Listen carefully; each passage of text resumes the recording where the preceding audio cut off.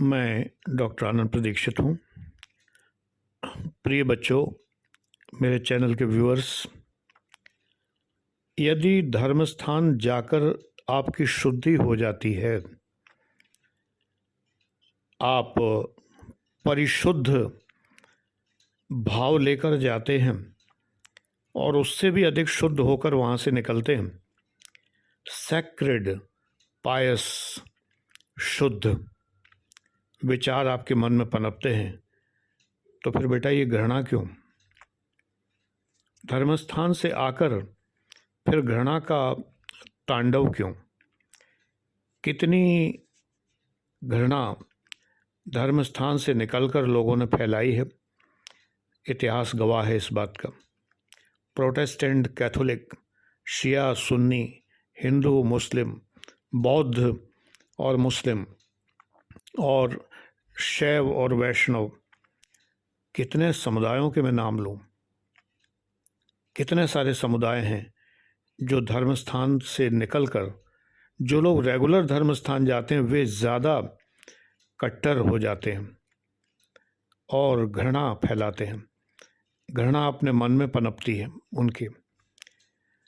यदि धर्मस्थान जाकर घृणा पनपती है तो धर्मस्थान जाना व्यर्थ है। फिर उस धर्मस्थान की कोई औचित्य नहीं है, उसकी कोई वैल्यू नहीं है।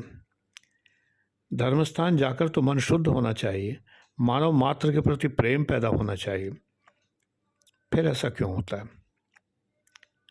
ये सोचिए, विचार करिए एक बार मन में कि यदि आप बहुत लगन से धर्मस्थान जाते हैं और फिर आकर किसी अन्य संप्रदाय वालों से नफरत करते हैं, चलो इसलिए नफरत करते हैं, मान लो आप खुद नफरत नहीं करते थे, आजकल ऐसा ही हो रहा है चारों तरफ।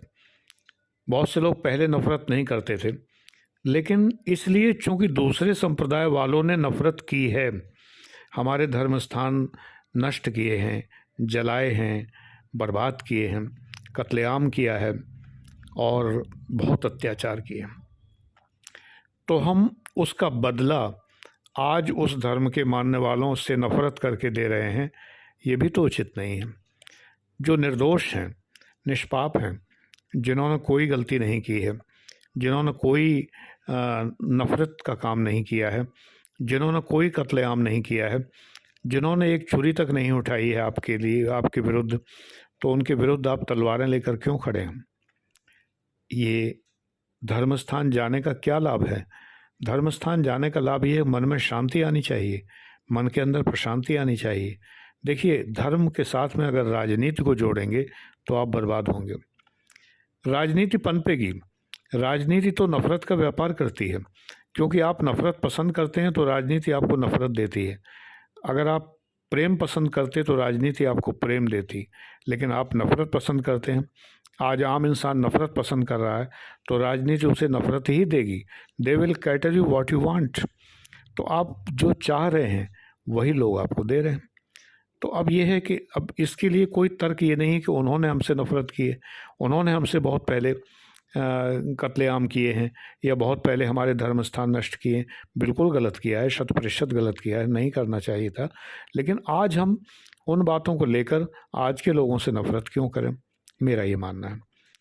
तो धर्मस्थान जाने का मतलब ये नहीं है कि वहाँ से आप नफरत में भर के लौटें, वहाँ से आप प्रेम में भर के लौटें, प्रेम में डूब के लौटें, तो कुछ फ़ायदा है धर्मस्थान जाने का?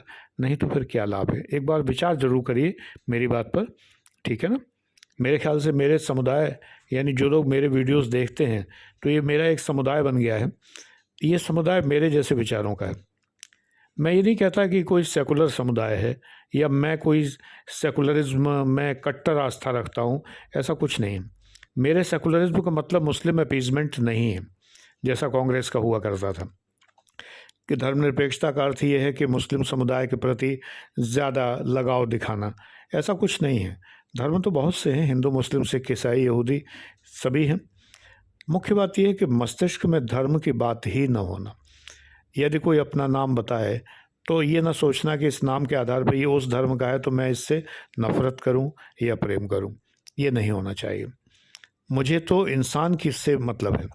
अच्छा इंसान है मैं उसे पसंद करूंगा, बुरा इंसान है मैं नापसंद करूंगा, ब्लॉक करूंगा, अगर वो सोशल मीडिया पर है तो, और अगर अच्छा इंसान है तो रखूँगा। बस सीधी सी बात ही है। तो इस पर विचार करिए एक बार को, और धर्म स्थान जाने को, मंदिर मस्जिद जाने को, गुरुद्वारा जाने को राजनीति से मत जोड़िए। राजनीति से जोड़ेंगे तो आप विकृत हो जाएंगे, नुकसान आप ही का होगा, फ़ायदा सिर्फ राजनीतिज्ञों का होगा, वोट बटोरेंगे और आपके ऊपर राज करेंगे। Thank you.